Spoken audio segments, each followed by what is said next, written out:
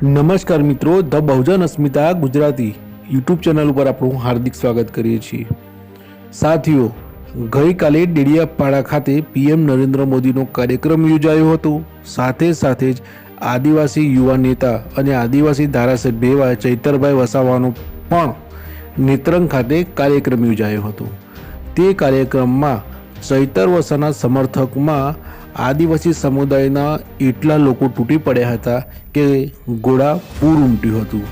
ત્યારે આમ આદમી પાર્ટીના એવા નેતા ઈસુદાન ગઢવીએ પીએમ નરેન્દ્ર મોદી ઉપર પણ કટાક્ષ કર્યો હતો। તો સાંભળો ઈસુદાન ગઢવીને પીએમ નરેન્દ્ર મોદી વિશે શું કહ્યું, જુઓ વિડીયો। જય આદિવાસી, જય જોહાર।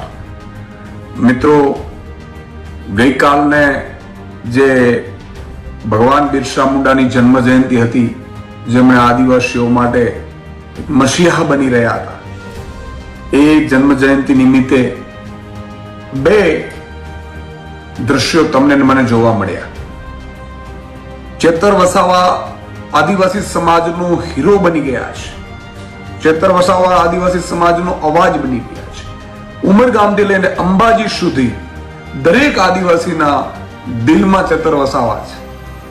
ત્યારે ચેતર વસાવાની વધતી લોકપ્રિયતાને જોઈને માનનીય નરેન્દ્ર મોદીજી ડેડિયાપાડામાં આવ્યા। એમણે માતાજીના દર્શન પણ કર્યા। સારી વાત છે, માતાજીના દર્શન કરવા જ જોઈએ। એમણે ડેડિયાપાડામાં સભાને સંબોધન કરી અને મહારાષ્ટ્રમાંથી મેં સાંભળ્યું છે કે 200 મોકલાવીને ત્યાંથી માણસો લેવા પડ્યા। એનો અર્થ એ થયો કે આદિવાસીના જનનાયક હવે ચેતરભાઈ વસાવા થઈ ચૂક્યા છે। જે રીતે બે પિક્ચર જોયા, એક બાજુ સરકારી બસો, સરકારી તંત્ર, કલેક્ટર, અધિકારીઓ, મામલતદારો, તલાટીઓ બધાને લગાડી દીધા, છતાંય માણસો ન થયા માનનીય પ્રધાનમંત્રીજીની સભામાં।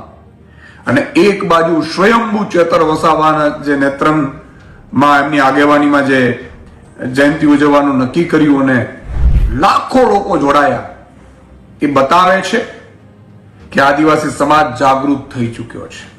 આદિવાસી સમાજના હક અને અધિકારોથી વાકેફ થઈ ચૂક્યો છે અને આદિવાસી સમાજે નક્કી કરી લીધું છે। તો મારે માનનીય પ્રધાનમંત્રીશ્રીને કહેવાનું છે કે તમે જો આમ આદમી પાર્ટી જે રીતે આગળ વધી રહી છે, અહીંયાના કોઈ નેતાની તાકાત નથી, એટલે તમને બોલાવે છે, તમે નાની નાની ચૂંટણીઓમાં આવી જાઓ છો, તાલુકા જિલ્લામાં ચૂંટણીઓમાં તમારો આ ઉપયોગ કરશે અને એમાં તમારી આબરૂ ગુમાવવાનું થયું છે।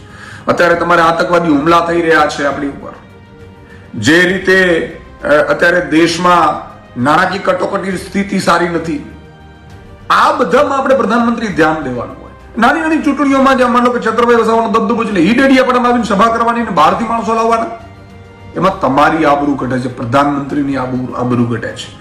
તમે જુઓ, નિકોલમાં તમારે સભા થઈ, વિસાવદર ચૂંટણી જીત્યા એટલે પાટીદારો કે ભાઈ નીકળી જશે તો આદિવાસી નીકળી, આમે તમારા ભાજપ પાસેથી બધું નીકળી ચૂક્યું છે। જનતા હવે સમજદાર થઈ ગઈ છે।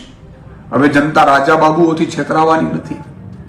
પણ ચેતરભાઈ વસાવાની જે આગેવાનીમાં જે સભા થઈ અને એમાં સેંકડો હજારો આદિવાસી સમાજે જ્યારે એકતા બતાવી, એનો અર્થ સાબિત થઈ ચૂક્યું છે કે હવે ભાજપને આદિવાસી સમાજ પસંદ નથી કરતું, એમના અવાજને દબાવવાની કોશિશ કરી છે। 30 વર્ષમાં આદિવાસી સમાજને જેટલું લૂંટવાનું હતું, જળ, જંગલ, પૈસા એક્ટ, અનુસૂચિ 5, આ બધામાં ભાજપે લૂંટી લીધા છે અને એનો અવાજ ચેતર વસાવા બન્યા છે। અને એના કારણે સ્પષ્ટ સંદેશો ગયો છે કે હવે આદિવાસી સમાજ ચેતર વસાવા અને આમ આદમી પાર્ટી સાથે છે।